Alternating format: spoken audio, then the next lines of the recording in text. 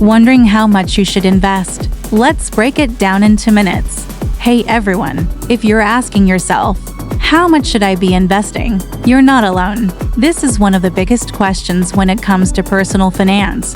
And there's no one-size-fits-all answer. But here's the good news. By the end of this video, you'll have the tools to make the right choice for you. Alright, here's a quick rule of thumb.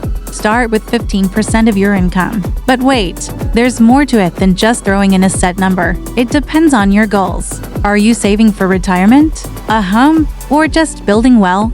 Each goal has its own magic number. Here are 3 golden rules. 1. Be consistent. Even if you start small, make it a habit. 2. Think long-term. The longer your money is in the market, the more it can grow. 3.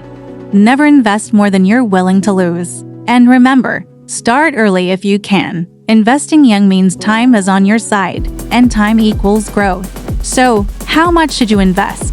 Think about your goals and start with what you can afford. Remember, even small steps today can lead to big changes tomorrow. Don't forget to like, subscribe, and share this video if you found it helpful. And tell us in the comments, what's your investing goal?